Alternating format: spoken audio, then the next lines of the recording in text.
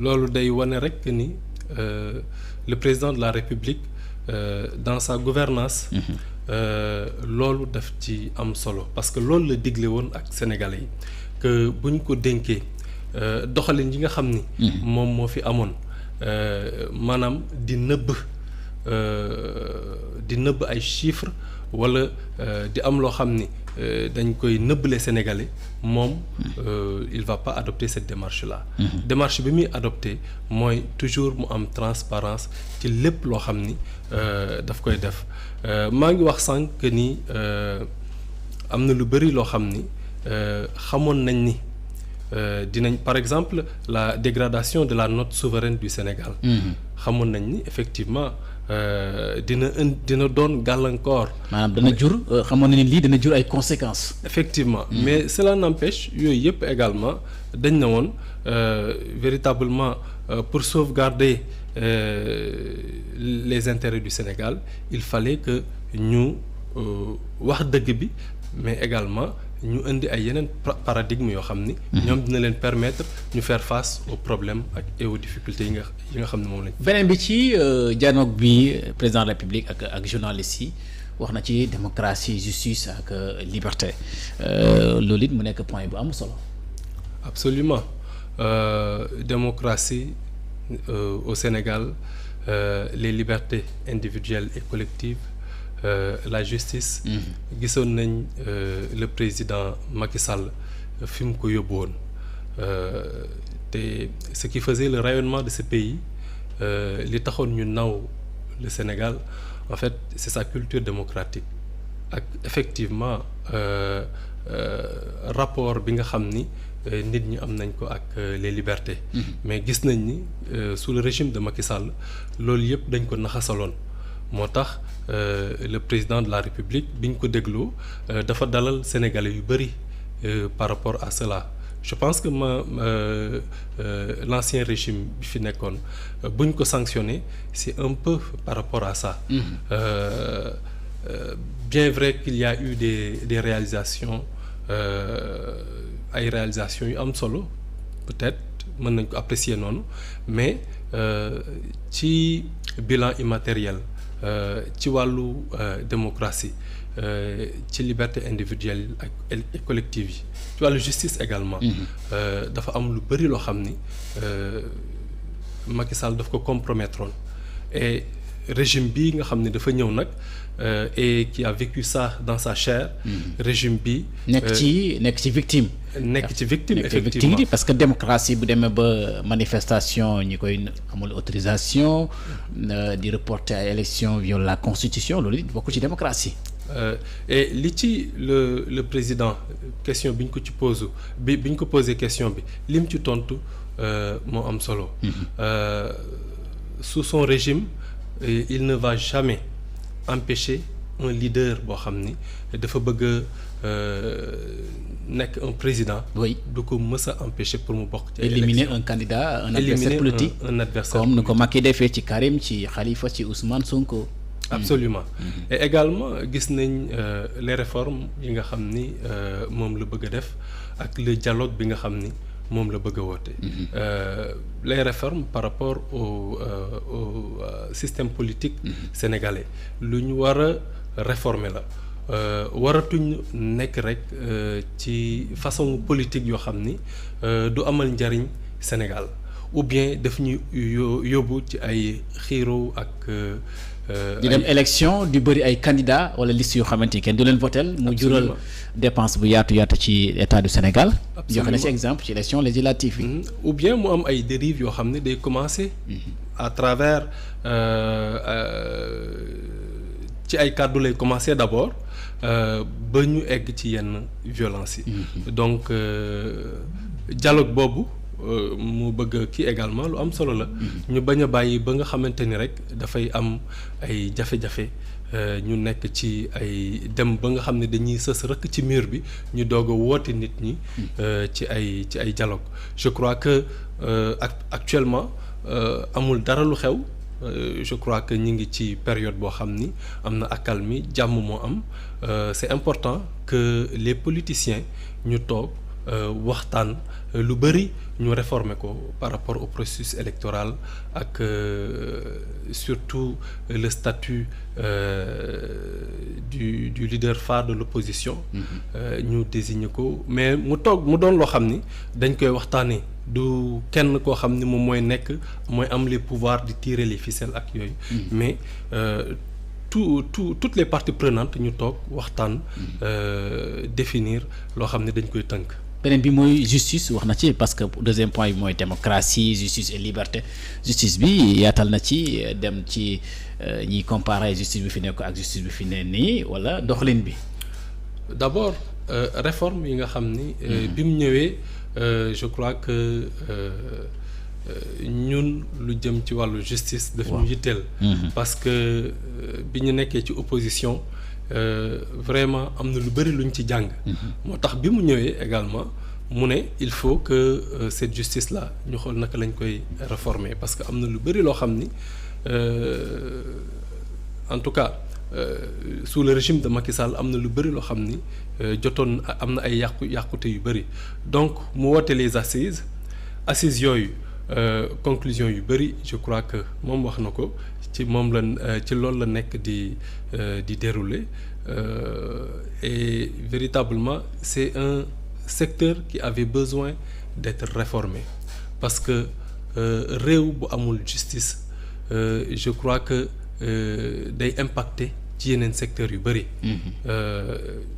ci wàllu développement mënuñu xalaat que ni réew moo xam ni justice bi taxawul di def liggéeyam comme il se doit mënuñu am yaakaar que ni foofu développement dina fa am. mën na fa am. nga gis na ci moom dafa amoon promesse bu mu defoon ci campagne électorale bi mooy génne si conseil supérieur de la magistrature dikkaat na ci. dikkaat na ci de fond en large. je crois que li mu wax que ni c'était effectivement benn promesse bu mu defoon mais bi mu ñëwee il a constaté par lui-même et il a eu même la sincérité de dire que effectivement am na lu bëri xamu ko woon ci ni nga xam ni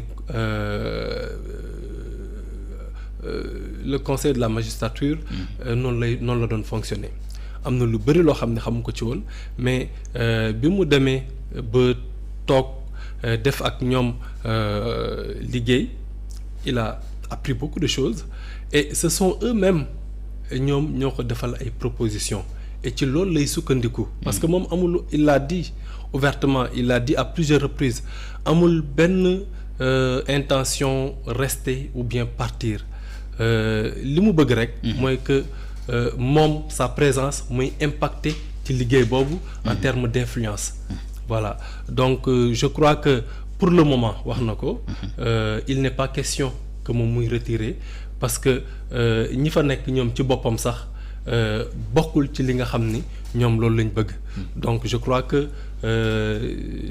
pour le moment mën nañ wax ni il va rester mais bu jaree également buñ demee ba véritablement que mu nekk le moment opportun mu dem mu quitter ce conseil là je crois que dina ko def. justice liberté mën nañ dem ba ci nee na nemmeeku ne retour de parquet yi bëri nañ parce que moom victime la ci réew mi maanaam dañoo gis ko doon wax rek lu ndaw ñuy jël la def la sous placé sous mandat de dépôt. am na réforme yi constitutionnelle réforme institutionnelle yi mu annoncé. moom président de la République. à ce sujet là également ñun nous l'avons vécu dans notre chair. am na lu bëri luñ ci xam et dañuy am yaakaar rek que ni. ni mu yombee woon ay mandat de dépôt ak.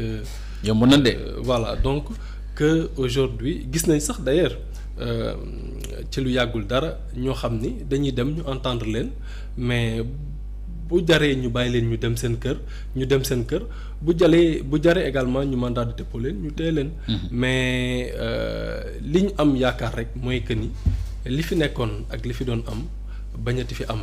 et je crois que loolu également dina doon ay mesures yoo xam ni dina génn ci conclusion yi nga xam ni assises yi. moom la ñoom lañ proposé. booy déglu c'est-à-dire président de la République dafa am benn expérience li fi jotagum ci régime bi maanaam doxalinu justice bi li mu fi bàyyi te mu nekk ay yoo xam ne jaaduwul moom lañ bëgg a éliminer indi lu ko gën. absolument oui ci doxalin bi mais également que le président de la République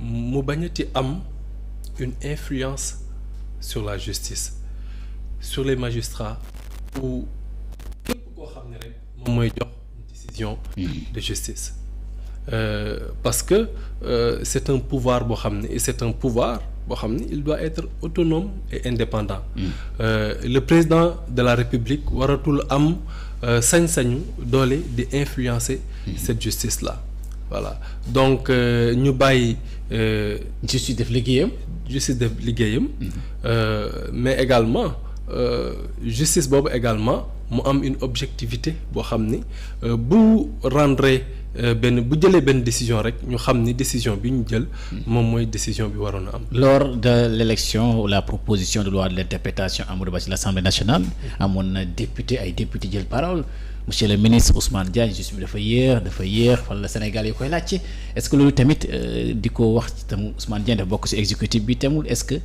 teg pression la justice.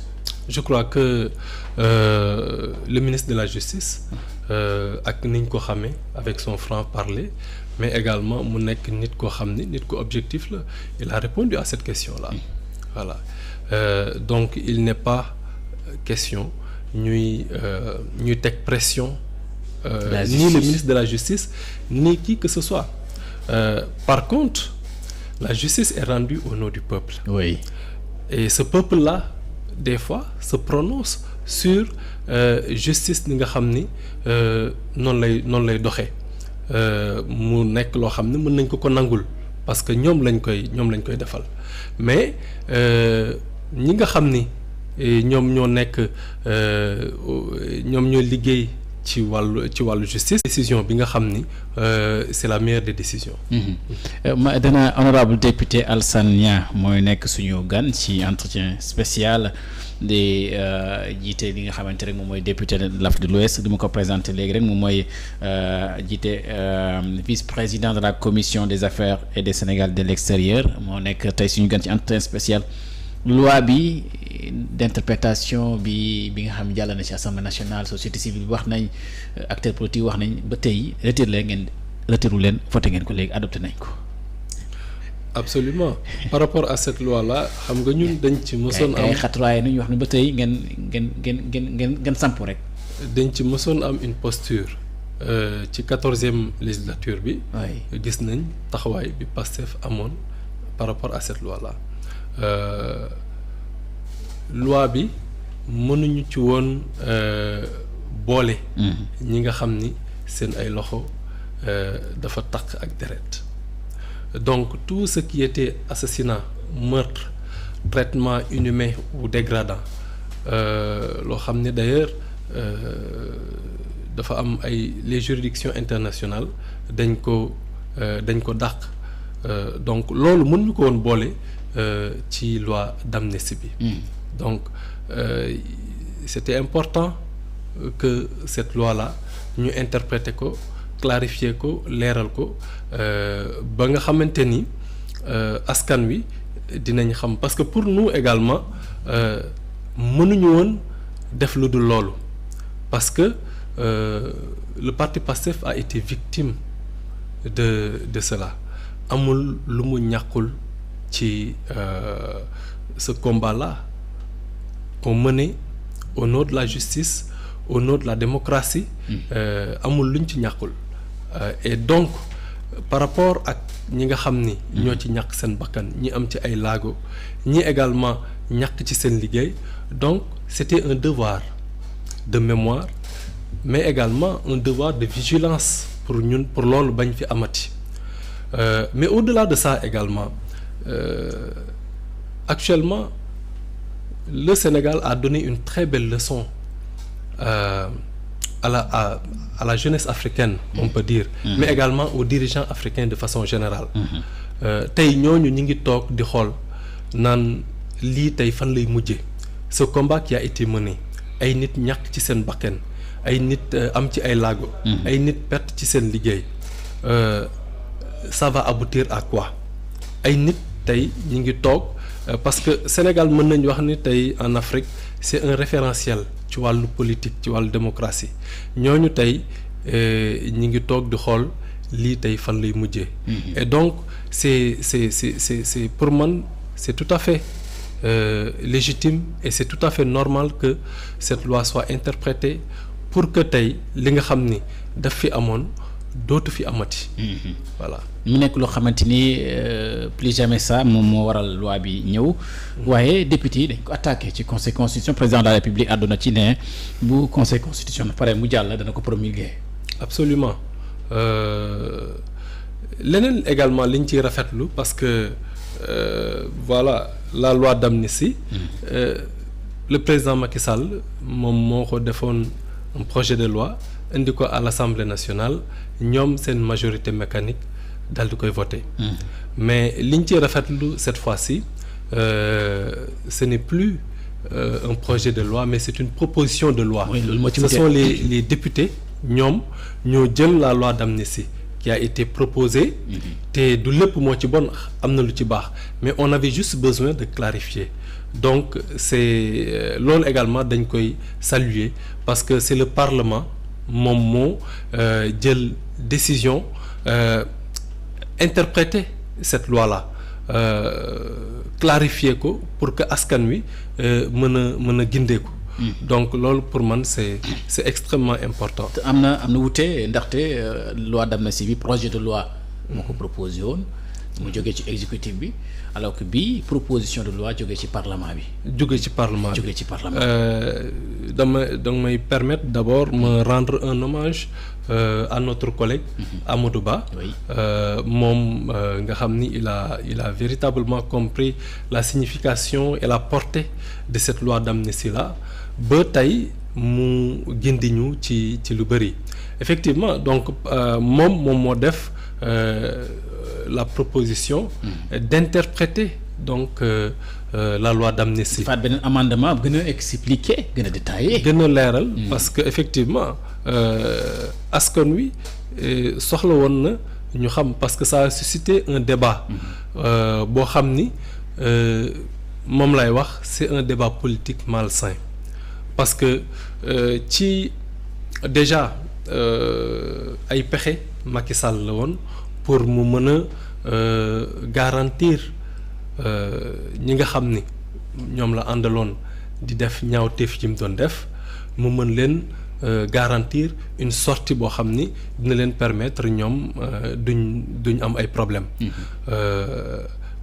Donc pexe yooyu également tey antuwul mais également ça a été malsain que dans l'espace politique que nit ñi di utiliser cette loi d'amnistie là di ci indi un débat politique boo xam ni du bàyyi xel ñi nga xam ni ils ont perdu la vie ak la famille de ces victimes là ñoo xam ne ñi ngi dund et ñooñu je crois que tey bu ñu poser ce débat là war nañ teg ñooñu seen kanam ak même ñoo xam ni ñàkk nañ ci seen liggéey am nañ ci ay laago ils sont des gens yoo xam ne tey ñoo ngi fi ñu ngi dund.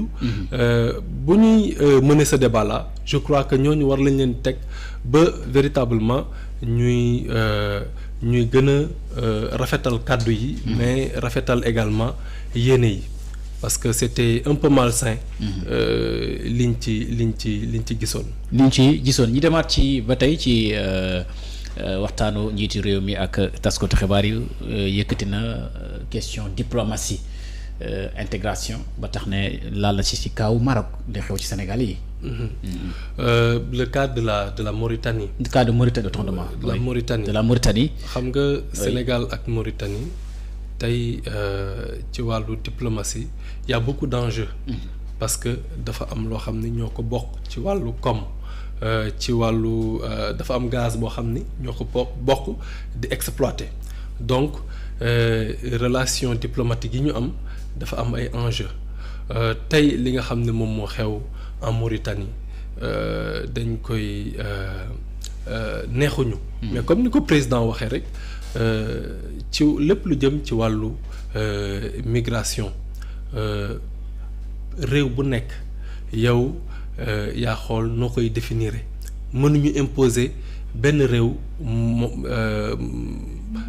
mënuñu ko imposer quoi que ce soit par rapport à sa politique migratoire parce que réew bu nekk chaque pays est un pays souverain moom mooy xool moom mooy xalaat naka lay définir sa politique migratoire donc li fa xew tey y a des Sénégalais yoo xam ni dañ leen di expulser parce que ñu ci bëri amuñu titre de séjour wala carte de séjour loolu dañ leen koy nangul mais également il faut que ñu nangu que ni également ñooñu dañu am ay droits dañ am ay àq ak ay yelleef te loolu j'imagine que le gouvernement mauritanien mi ngi ciy bàyyi xel bu baax a baax waaye également sunu mbokk sénégalais yi nekk foofu ñu leen di wax rek que ni la meilleure façon de régler ce problème là mooy ñu régulariser dem lijjanti ji am kayit am carte de séjour ndax loolu am solo la voilà mais nag ça ne veut pas dire que ñooñu waruñu tenir compte seen ay àq ak seen ay yelleef effectivement voilà donc ci anam yi nga xam ni moom lañ leen di laajee si carte de séjour yooyu am na loo xam ni gis nañ ko ci ñaawlu nañ ko mais voilà dañu am yaakaar rek que ni entre les deux pays dina am benn accord boo xam ne dinañ ko signer et que loolu yëpp ñu trouver ci ay solutions. mais daf danga may permettre. ma rebondir ci un aspect extrêmement important mooy la porosité de nos frontières. c'est-à-dire que frontières yi nga xam ni moom moo nekk ci sunu réew yi. c'est des frontières yoo xam ne tey war nañ ko gérer bu baax a baax. ba tey nit buy gën di dem beneen réew walla muy dugg Sénégal war nañ xam véritablement ci yan anam lay duggee ak lay génne. voilà parce que buñ demee Mauritanie walla ñu dem Gambie la communauté sénégalaise bi ñuy fekk foofu c'est une grande communauté. donc pour ñu dimbali leen bu ñu fay dugg ak bu ñu fay génn nañ leen dimbali ñu yombalal leen kayit yi nga xam ne moom leen di permettre ñu séjourner régulièrement ci réew yooyu nga xam ne foofu lañ nekk. donc sunu frontières yooyu war nañ ko gérer ba loolu war nañ teg un dispositif boo xam ni bala ngay dugg bala ngay génn dinañ xam yow la kan mais également dinañ la jox. dinañ def tout ba nga am ces papiers là yi nga xam ne moo lay dimbali nga nekk ci réew yooyu en toute tranquillité parce que la Mauritanie combat bi nga xam ni moom la nekk di mener c'est un combat boo xam ni ñun Sénégal dañ ko ci war a jàppale. mooy le combat de l'insécurité bi nga xam ne moo am au niveau du Sahel mais également moom moo am au Mali. et que véritablement ñoom également ils veulent pas que problème yooyu mu am seen réew wala yu ni mel donc c'est une question d'insécurité moom moo tax mesures yi ñëpp ñuy jël ñoom ñu nekk ci. ba tey ñu ñëwaat ci beneen point mooy renégociation des contrats njiité bi wax na ko am lu mu am andil lu Sénégal lu bëri ndax ay contrats yoo xamante ni peut-être nuñ ko tëggee jaarul yoon ñëw ñu tëggaat ko am na Sénégal gagné na ci ay contrats yu bëri. waaw loolu effectivement dafay permettre au Sénégal mu mobiliser ay ressources financières yoo xam ni dina ko permettre mu faire face à cette dette qui est colossale mu mobiliser ay ressources yoo xam ni dina ko mën a dimbali. mu mën a souffler voilà donc renégociation yooyu. oui yooyu également c'était une promesse biñ koy wax nag am na lu bari loo xam ne déggoon nañ ko ci. Beaucoup de gens dans l'espace politique n'y croyaient pas ñu bari gëmuñu ko woon waaye tey wane nañ que ni effectivement sunu ressources naturelles yooyu nga xam ne dañ ko war a exploiter de façon optimale. oui ñun ñëpp ñu mën ci mu mën ñu amal njariñ tey gis nañ que ni il est possible de renégocier et loolu dañ koy apprécier ci njiitu réew mi mu nekk un défenseur des intérêts du Sénégal loolu également c'était une promesse boo xam ni Pastef daf ko mës a def que sunu njiit yi li ñu war a jiital ci seen doxalin. ak bu ñuy jëflanteel les partenaires surtout les partenaires étrangers dañu war di défendre les intérêts du Sénégal moom la ñu war a teg ci seen kanam te loolu gis nañ que ni le président de la République moom daf ci taxaw bu baax a baax. mu nekk surtout toujours par rapport à la mobilisation de ces ressources-là le président dafa gëm que ni le développement d'un pays il faut que ça doit partir des populations yi nga xam ni ñoom ñoo fa nekk ñoom ñoo war a nekk les principaux acteurs ñoom ñoo war a nekk ñi nga xam ne ñoom ñooy financer également ce développement-là. gis nañ également que mu impliquer les Sénégalais dans le financement. Donc ci yenn projet yi nga xam ni moom lañ am gis nañ mu impliqué ci les Sénégalais ak appel public à l'épargne bi nga xam ni moom la def et mu nekk lu am solo. loo xam ne ñun Pastef dañ ko aadoo ñun loolu ci sunu ADN la nekk maanaam di dajale li ñu am. di ko jébbal parti bi pour mu mën a moom boppam ci wàllu doxalin. waaye également mu bañati dépendre ci kenn te loolu lañ gis ni finalement c'est une démarche et une stratégie boo xam ni le président moom lu bëgg di adopter di impliquer les Sénégalais dans le financement des projets parce que réew nag buñ bëggee mu suqaliku dëgg. ñi nga xam ne ñoom ñoo nekk ci réew mi ñoom ñoo ciy dugal seen doole accompagner le gouvernement ba véritablement projet yi ñu am ñu mën ko réaliser. projet yi am ñu mën ko réaliser renégociation des contrats gis nañu ku mel ni ministre de l'eau et de l'assainissement Cheikh Tidiane Dièye wax na contrat bi mu mujj léegi ak li ko ci jural. yu mu ko yokkal ci bu mu renégocier contrat bi gis nañ Birame Souleye Diop jóge nañ ci la DG. bëri na mu nekk loo xamante ni ñii fi jógee ñoo fi jógee mais ba tey jiite réew mi ñëw na ci reddition des comptes. maanaam moomul askan mi ñu moom. lu loi wax loolu la ñuy def. ndax loolu la prêter serment. Absolument mais également dégg nga sànq bi may lire ci priorité budget 2025 bi. Oui. La reddition des comptes la lutte contre la corruption. dafa nekk ay des priorités pour ce budget-là. moo tax c'est vrai que le président mën nañu wax ni c'est une promesse bu mu defoon waaye également mi ngi bàyyi xel également ci priorité yooyu nga xam ni moom le budget 2025 bi am. reddition des comptes il faut que mu am. il faut que mu am. Oui.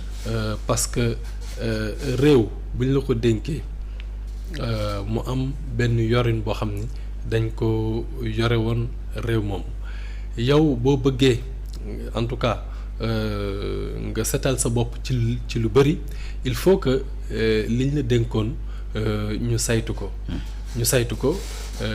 ñu évaluer ko ñu def ci benn ay audit ba lépp ñu leeral askan wi yëpp que ni li ñu yoroon nii lañ ko yore woon donc pour man loolu c'était un grand mooy le premier chantier du gouvernement.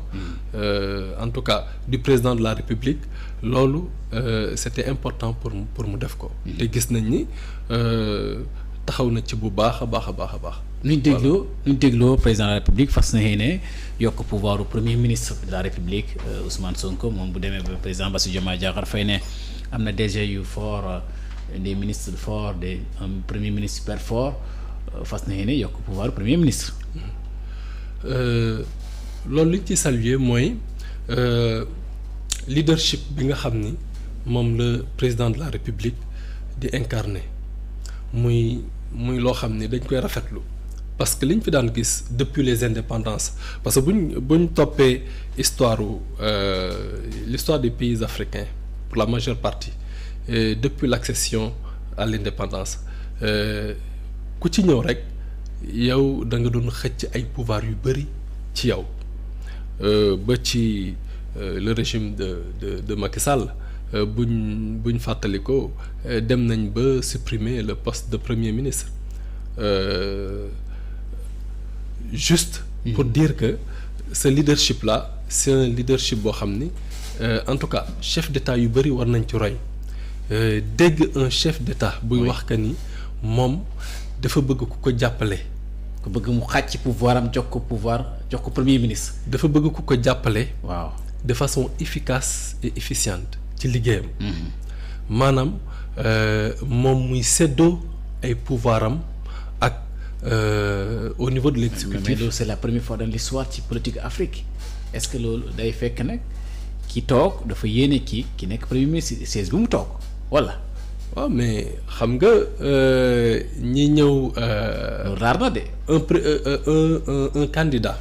aux élections présidentielles bu ne dafa bëgg ñu dénk ko mais candidat boobu tey dañ ko war a natt ci lu bëri dañ war a xool ba xam moom est-ce qu'il a un environnement boo xam ni s'il accède au pouvoir dina mën a yore réew mi.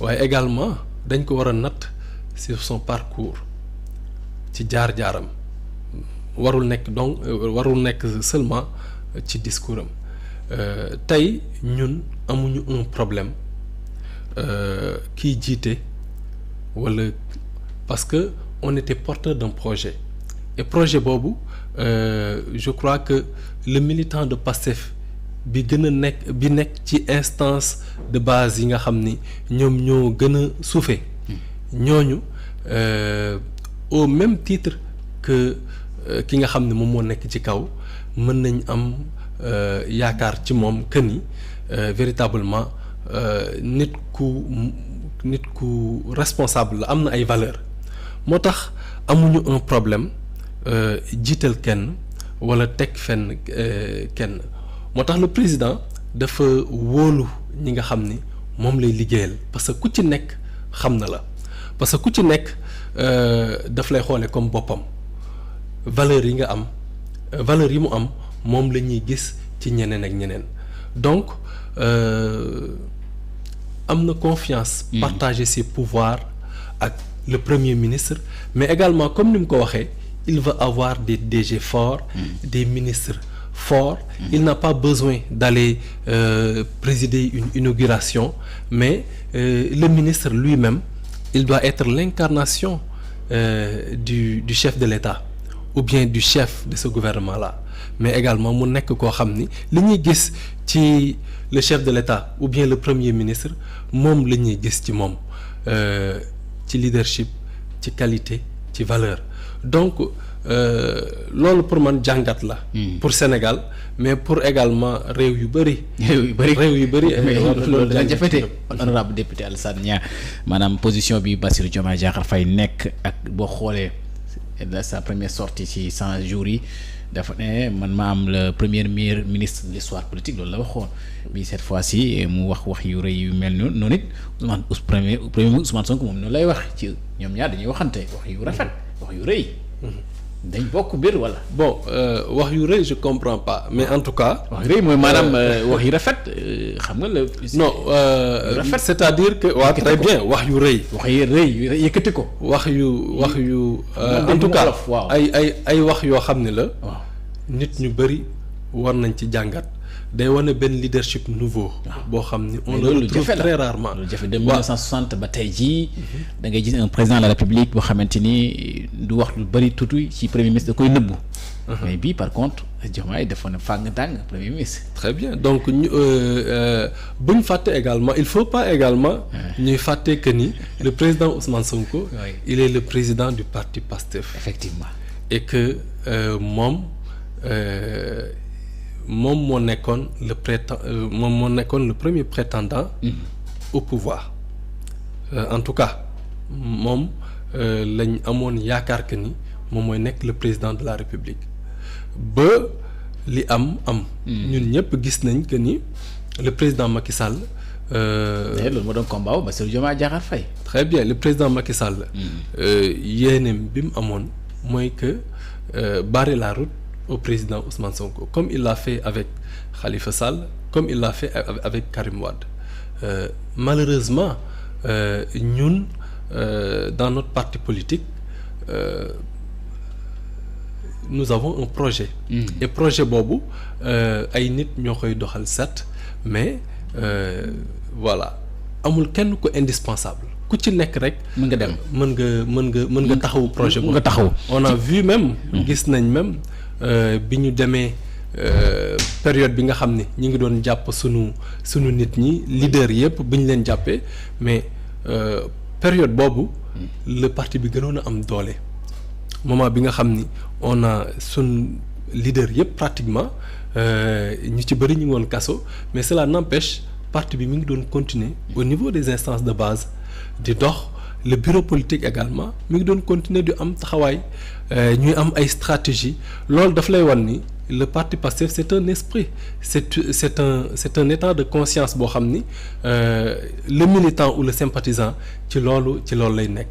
Et que ñooñu amul kenn ku ci indispensable ku ci nekk rek mën nañ la tu es remplaçable. Parce que am na ay valeurs ak ay qualités yu nekk ci yow yoo xam ne moo nekk ci keneen ak keneen ak keneen.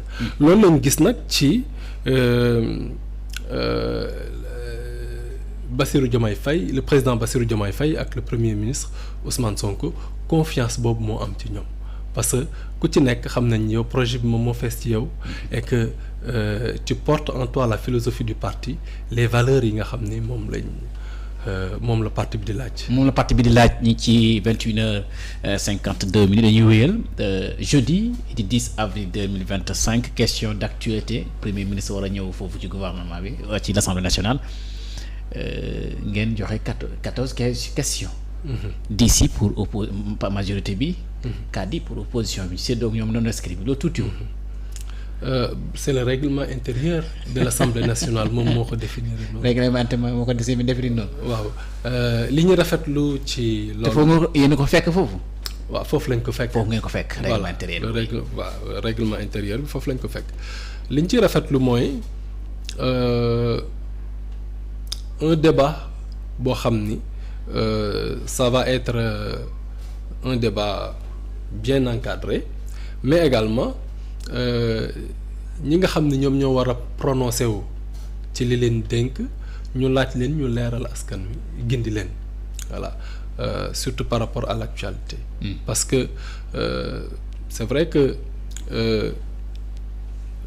dans l'espace politique dina am ay débat yoo xam ni dafay am mais c'est important ki nga xam ni moom lañ dénk muy doxal c'est important mu ñëw à l'Assemblée nationale ci pencum ndaw réew yi fi nga xam ne askan wi fa lañ ko représenter par rapport à l'actualité ñu poser ko ay questions mu tontu yoo xam ni day dëppoo ak ñoom ñi nga xam ne noonu lañ nekk di doxalee voilà donc débat boobu je crois que dina am solo ça va être la deuxième fois moom mooy deuxième fois taxawaayu groupe parlementaire Pastef les Patriotes yéen fi am majorité am 130 seen question yi moom nu muy demee. Mais des questions yoo xam ni. questions yi est-ce que questions yi répartition démocratique la maa ngi salué ay passage ay dafee. Absolument c'est ñun dans ce groupe parlementaire là. lépp lu ñuy def rek. lu ñuy waxtaane lay doon également lépp ci. Comme ni ñu doon doxalee. ci parti bi dafa am une démocratie interne et démocratie interne boobu c'est sacré dans le parti lépp lu ñuy def dañ koy waxtaane les gens se prononcent ku nekk joxe xalaatam ñu tënk li ñuy tënk après voilà. yéen a ngi xaar opposition les gens se plient à la décision. 4 opposition finale 4 questions opposition bi est-ce que na fasut xëy na yëngal réew mi dafati buzz. Comme la fois passée ñaar ngeen joxoon opposition bi Thierno Alassane Sall Abdou Karim Sall dafa mel ni daal ñoo fësal question d'actualité gouvernement bi. C'est de bonne guerre parce que ñoom également ils ont besoin d'exister.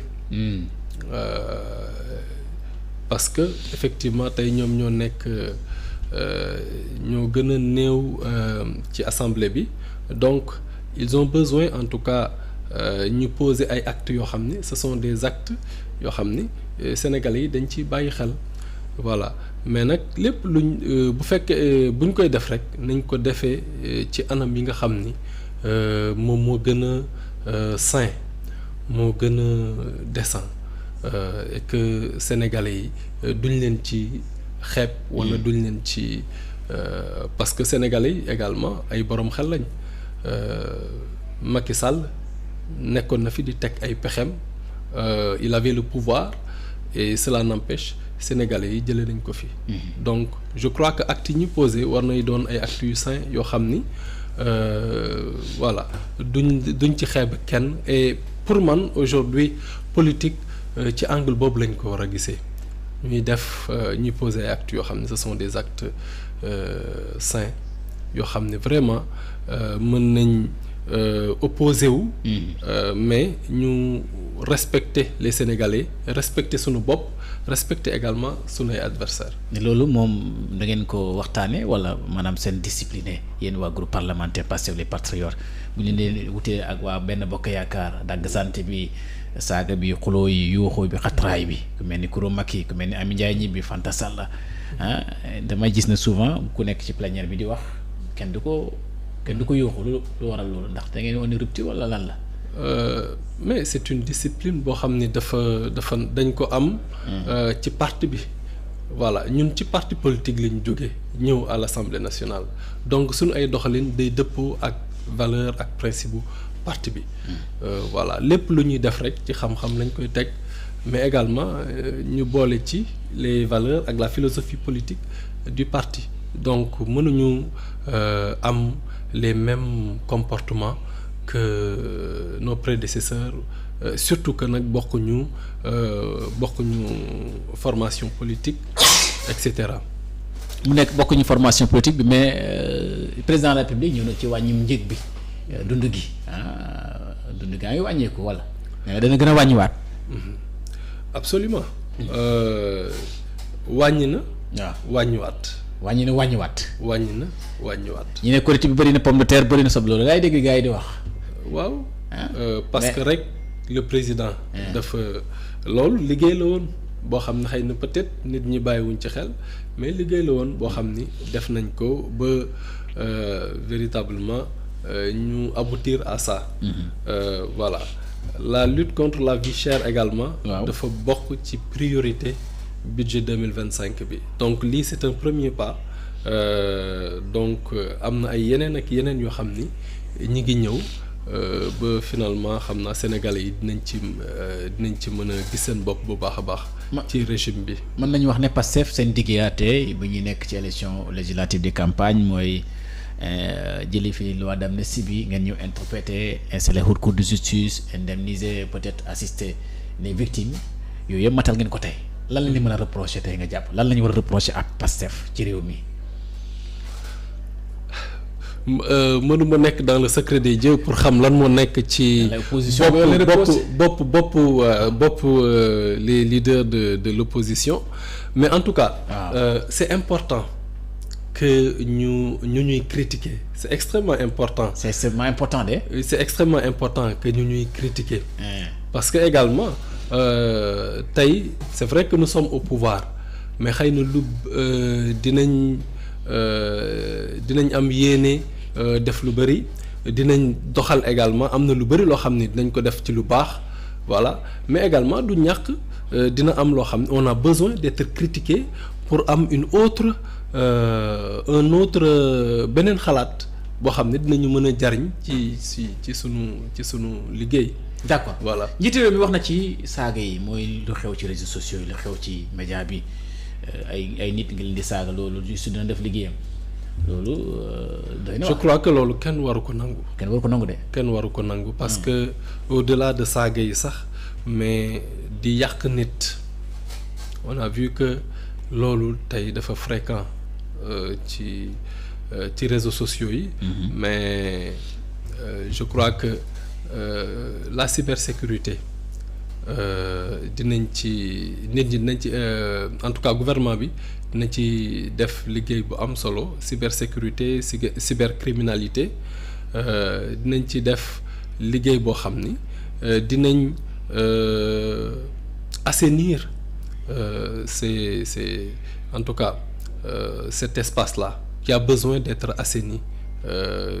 Dérive yi am même au niveau de la presse te ñu nekk ñoo xam ne xëy na peut-être mënuñu wax ni ci médias yi lañ bokk, mais en quelque sorte aujourd'hui c'est très facile nit jug yore en tout cas am ay outils yam di yàq nit wala di jël beneen en tout cas se faire passer pour un journaliste wala pour un opposition bi danañ ko reprocher ne yéen a ba ngeen nekk ci opposition bi yéen a doon saaga tey et puis yéen ba ngeen di poser est-ce que gis ngeen benn leader wala responsable yi ne Pastef la bokk mi saaga Ousmane Sonko wax na ko ne ku saaga bokk ci Pastef. absolument ku saaga bokk ci Pastef ñun gisuñu suñu ay njiit. di ko reprocher de.